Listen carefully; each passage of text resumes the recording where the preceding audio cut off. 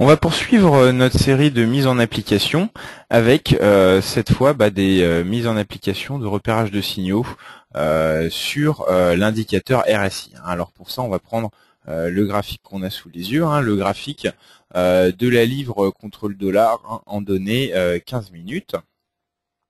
Donc on va y insérer notre indicateur RSI. Voilà. Et donc, on va successivement essayer de repérer les principaux signaux de RSI.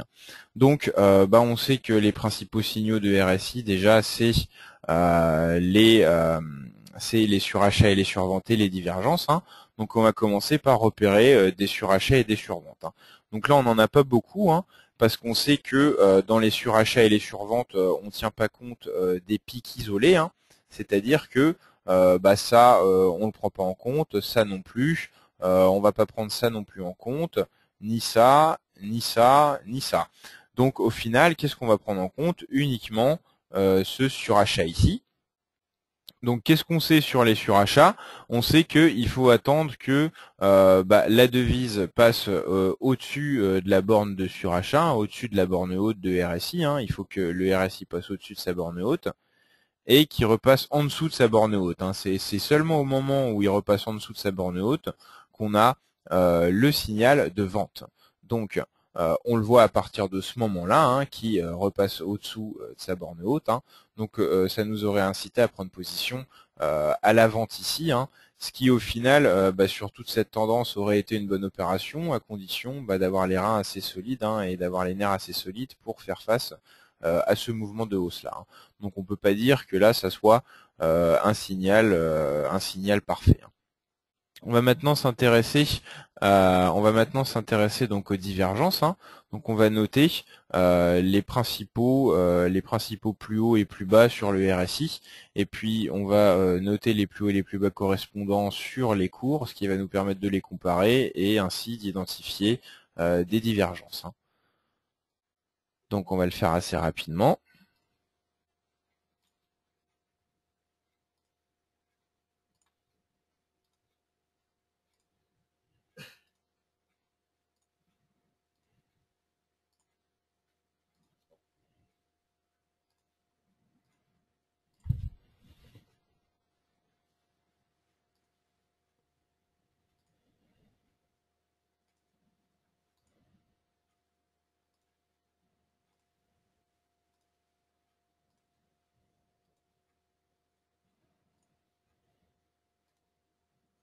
Il ne s'agit pas d'être le plus exhaustif possible, il s'agit de repérer les grands changements de direction.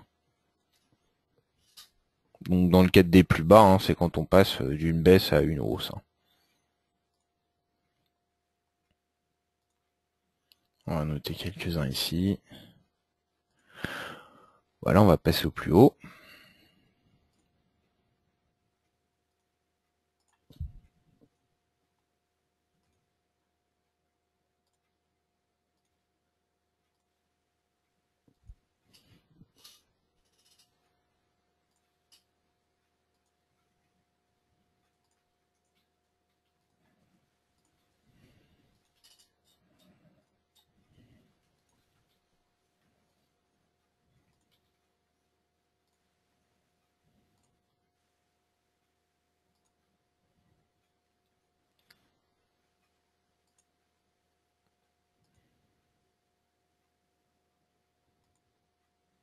Bon, on pourrait noter celui-là aussi.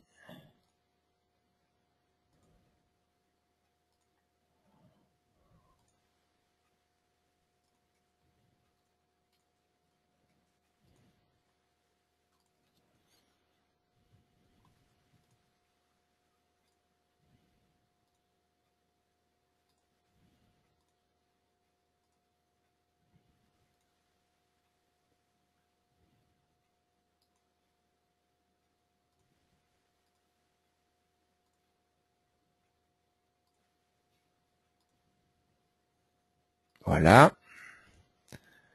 Et voilà. On va maintenant pouvoir passer à la recherche de correspondance sur le graphique. On voit. Voilà.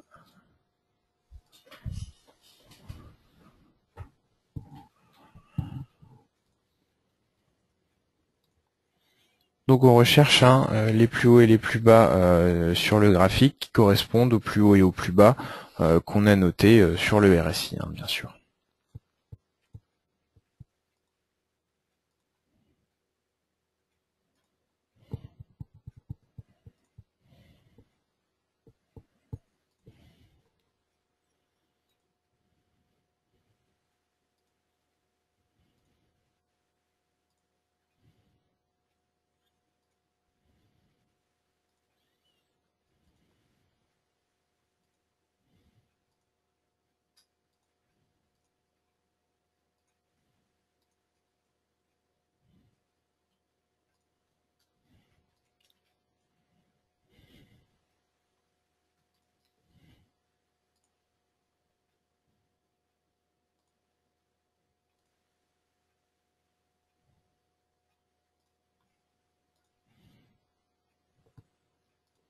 Voilà.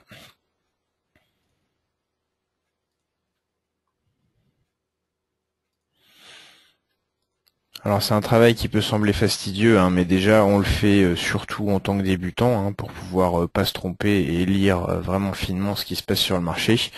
Mais surtout là on le fait sur une longue période de temps pour pouvoir trouver beaucoup d'exemples.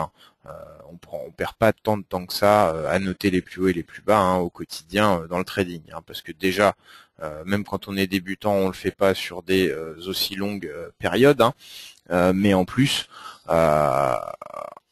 on ne pointerait pas autant de plus haut et de plus bas, et puis au fur et à mesure que l'expérience augmente, on les pointe de moins en moins.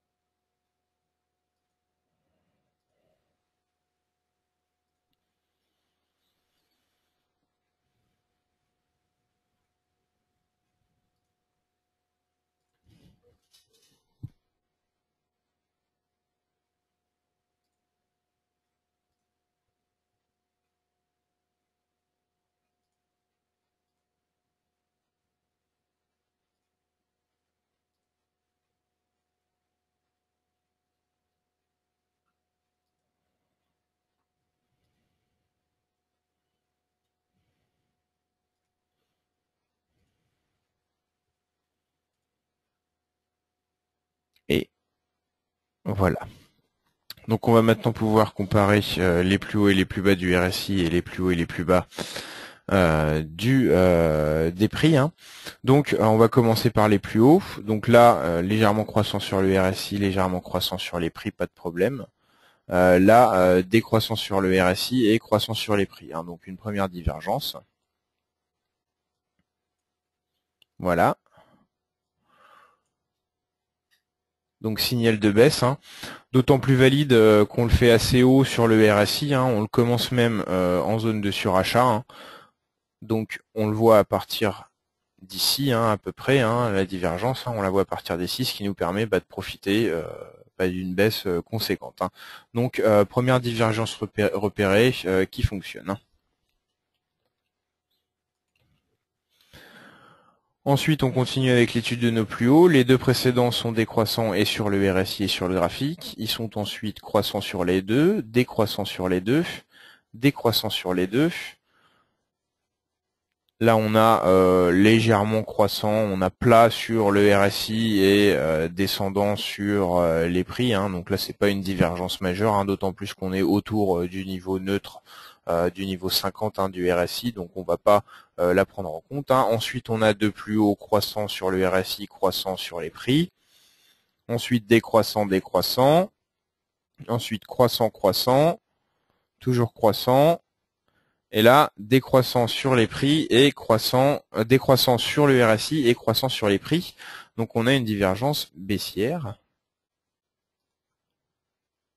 Voilà, une deuxième divergence baissière, hein, qui est celle-là encore plus renforcée. Hein, elle se fait complètement en zone de surachat, hein, au-dessus de la borne haute, et qu'on peut repérer à partir de là, et qui nous aurait permis de profiter de ce large mouvement de baisse. Hein. Donc deuxième divergence repérée, deuxième divergence qui aurait été largement profitable.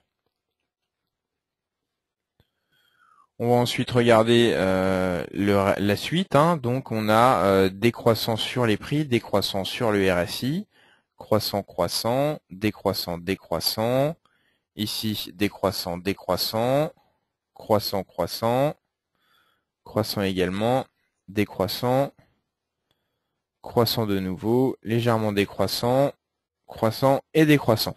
Donc voilà, là il n'y a pas plus de divergence en ce qui concerne les plus hauts. On va regarder les plus bas.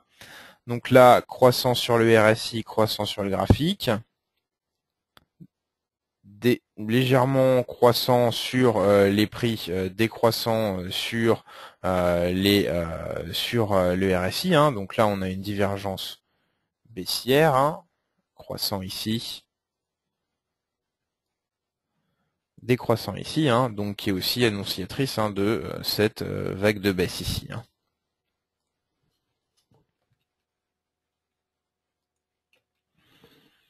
Là. Donc on va continuer. Donc cette fois décroissant sur les prix et croissant sur le RSI. Donc maintenant on a une divergence haussière.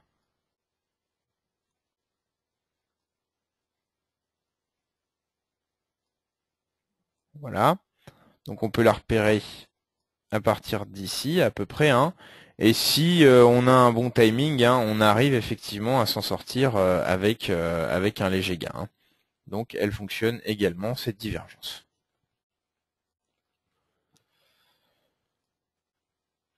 Ensuite, on a encore une autre divergence haussière. Hein. On voit que ces deux plus bas, hein, sur le RSI sont croissants alors qu'ils sont décroissants sur le graphique. Hein. Donc encore une fois, ça aurait pu donner lieu à un léger gain tout de suite après. Hein. Voilà. Hein. Donc on peut repérer la divergence à partir d'ici et on peut profiter de ce petit mouvement haussier ici. Si on sort à temps, on s'en sort en gain.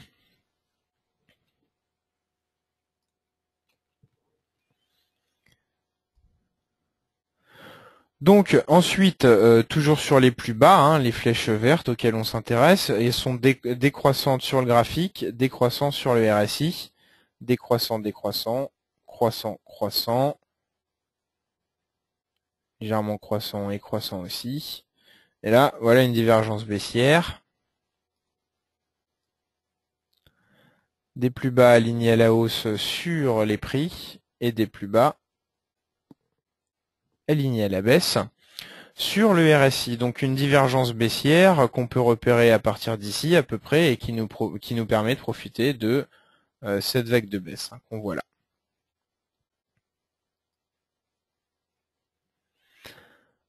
Donc on continue. Donc notre divergence. Ensuite, décroissant les creux sur le graphique et décroissant également sur le RSI. Ensuite, on a une divergence haussière. Les creux sont croissants sur le RSI, comme on le voit ici, et ils sont décroissants sur les prix. Hein. On va la mettre en lumière. Voilà. Et voilà. Donc là, on a une divergence haussière qu'on peut repérer à partir d'ici à peu près. Hein.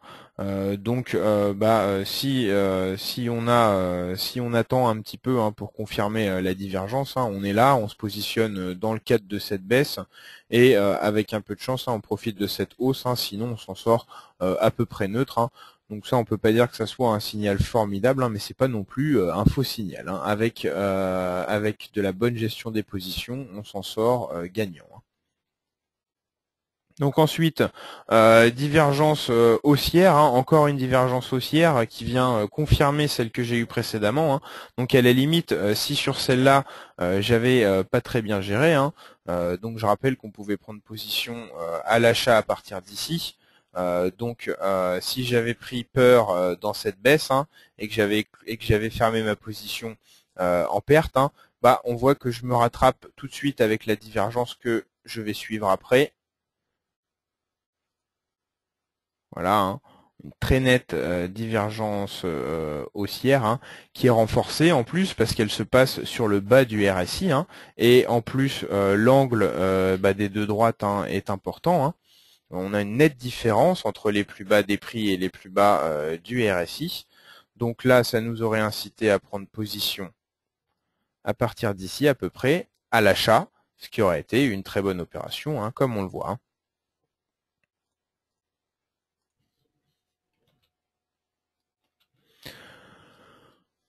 Donc maintenant, on va continuer. Là, on a des plus bas légèrement décroissants sur le RSI et ils sont croissants sur les prix, hein. Donc on aurait pu se rendre compte de la divergence à partir d'ici ça nous aurait incité à prendre position à la baisse à partir d'ici. Donc là, on a un mauvais signal, hein.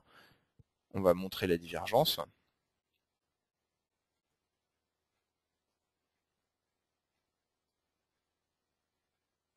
Voilà. Alors à noter que cette divergence, dans la réalité, on l'aurait pas jouée. Pourquoi? Parce qu'elle répond pas à nos règles de filtrage, hein. On a dit, et on l'a répété, hein, dans la fiche pratique qu'on vous a fournie en PDF, hein. Je vais noter le milieu du RSI ici. Une règle de filtrage du RSI, ça pouvait être de dire, je prends en compte que les divergences haussières qui se passent sur la partie basse du RSI, donc en dessous de la grosse ligne noire, hein, et je prends en compte que les divergences baissières qui se passent sur la partie haute du graphique, hein. Donc là, j'ai une divergence baissière qui se passe sur la partie basse, je l'aurais pas prise en compte, hein. Donc ce signal qui est un faux signal aurait été éliminé grâce à la règle de filtrage qu'on vous a fournie.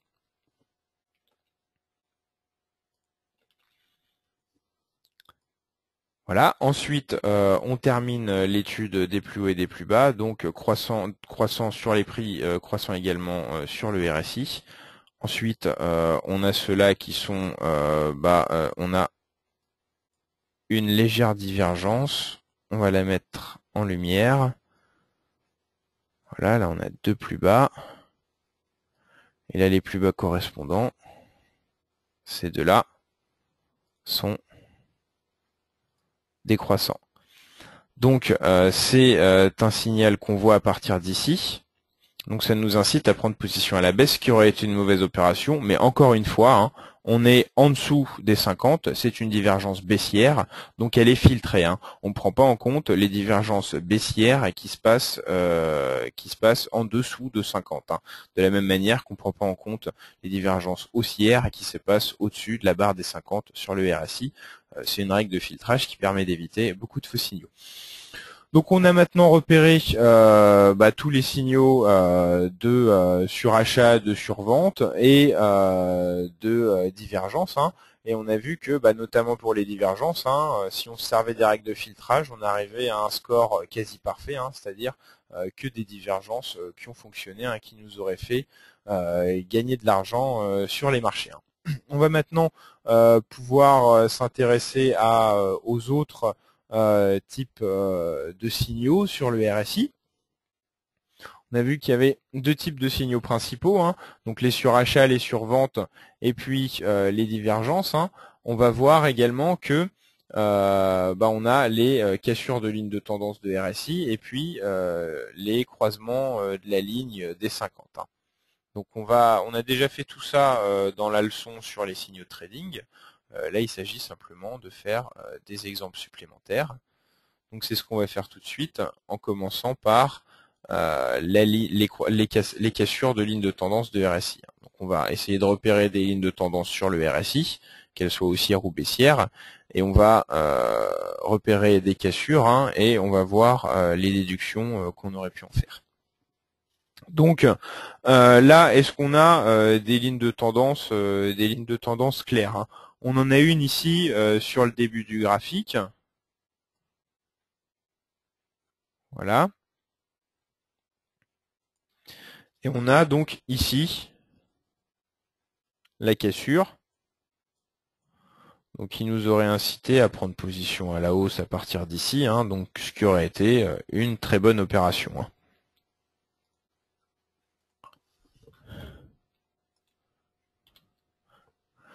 On va voir si on en trouve d'autres.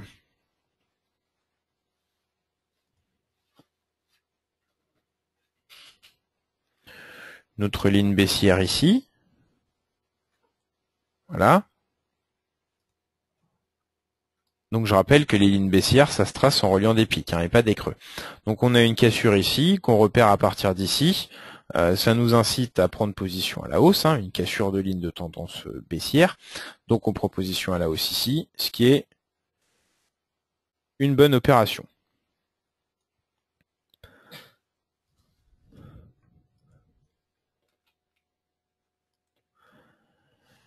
Et ensuite, on n'a pas vraiment d'autres lignes de tendance de RSI flagrantes, hein. Donc on va voir maintenant les croisements de la ligne des 50, hein. Donc je rappelle ce qu'on a dit dans la leçon sur les signaux de trading, à savoir que on s'intéresse pas réellement au croisement, on s'intéresse en fait au grand changement. On va s'intéresser au moment où le RSI passe de franchement au-dessus des 50 à franchement en dessous des 50, hein. Donc pour ça, il s'agit d'abord de repérer un moment où on est franchement au-dessus ou où on est franchement en dessous, hein. Donc on va découper notre RSI.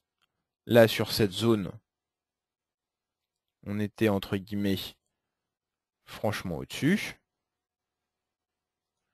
Sur cette zone, on était franchement en dessous, hein. On était comme même bloqué par une résistance, hein, comme si le seuil des 50 était une résistance, hein.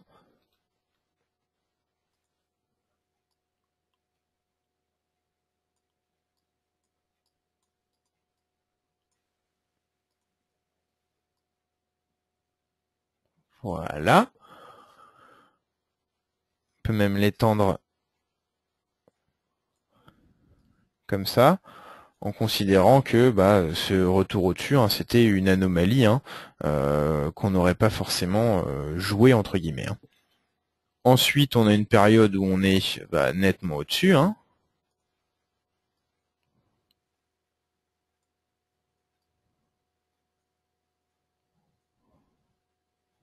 Ici, hein, cette période-là. Ensuite, on a une période où on est plutôt en dessous, hein, de la ligne des 50. Ensuite, une autre où on est au-dessus, hein.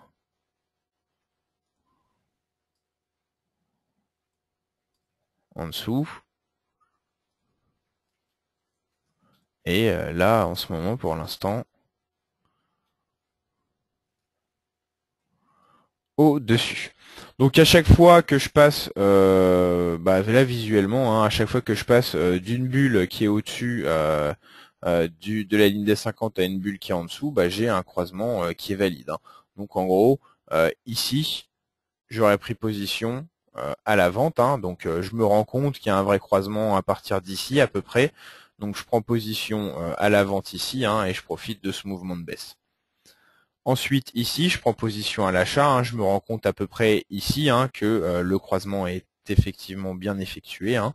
Donc, je prends position à l'achat ici et c'est une bonne opération. Ensuite, je suis franchement au-dessus, je passe en dessous, je me rends compte qu'on a vraiment croisé la ligne des 50 à peu près ici, hein. Signal de baisse, on est au-dessus, on passe en dessous, donc signal de baisse, hein, et je profite de ce mouvement baissier. Ensuite, je suis ici nettement en dessous. Je passe ici nettement au-dessus. Je me rends compte à partir d'ici à peu près. Et on voit que je peux prendre position à la hausse ici, hein, ce qui est une bonne opération. On va voir les autres croisements de la ligne des 50. Donc là, on voit qu'on passe de nettement au-dessus à nettement en dessous.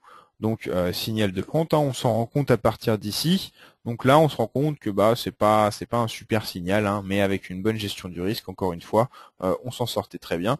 Puis ensuite, on passe de nettement en dessous à nettement au-dessus, hein, donc on s'en rend compte à partir d'ici à peu près, hein, qu'on est passé nettement au-dessus, mais ça nous laisse le temps quand même de profiter de cette hausse. Donc on en a maintenant terminé sur ces exercices de repérage des signaux de RSI. On vous donne rendez-vous dans une nouvelle vidéo pour d'autres mises en application.